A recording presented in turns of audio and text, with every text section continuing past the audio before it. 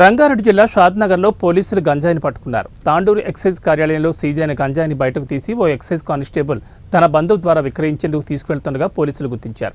ఈ సందర్భంగా షాద్నగర్ పట్టణ సీఐ విజయ్ కుమార్ సమావేశం నిర్వహించారు.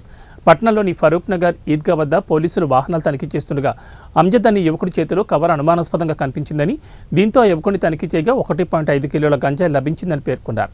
అంజద్ నుంచి 1.5 కిలోల గంజాయితో పాటు 2 సెల్ ఫోన్లను స్వాధీనం చేసుకున్నట్లు పేర్కొన్నారు. చేస్తుండగా ఒక వ్యక్తి అనుమానాస్పదంగా వీళ్ళని చూసి పారిపోయే ప్రయత్నం చేయగా మన దేవరాజ్ వాళ్ళ టీము అతన్ని పట్టుకోవడం జరిగింది. పట్టుకొని అతన్ని చెక్ చేయగా అతని వద్ద గంజాయి లభించింది. 1.5 kg గంజాయి ఉండగా వెంటనే పై ఆఫీసర్లకు ఇట్టి ప్రొసీజర్ ప్రకారం ఇంటిమేషన్ ఇవ్వడం జరిగింది. మరియు క్లూస్ టీమ్ పిలిపించుకోవడం జరిగింది.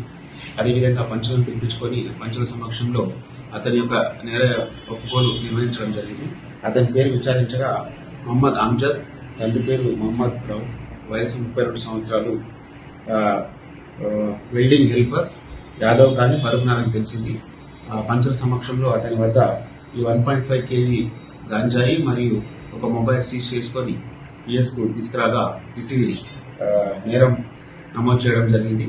నేరంలో పరిశోధనలో భాగంగా ముద్దాయిని తదుపరి దర్యాప్తులో విచారించగా అతనికి ఇటు ఒక గంజాయి 1.5 kg గంజాయి తన బంధువు అయినటువంటి గులాం సుల్తాన్ అనే వ్యక్తి, ఇతను తాండూరు ఎక్సైజ్ కానిస్టేబుల్ గా పనిచేస్తున్నాడు, అతను తెచ్చిచ్చినాడని అమ్మడానికి తీసుకుని వెళ్తుండగా పోలీసులు పట్టుకున్నారని చెప్పేసి తన నేరంలో అంగీకారం చేసిండు.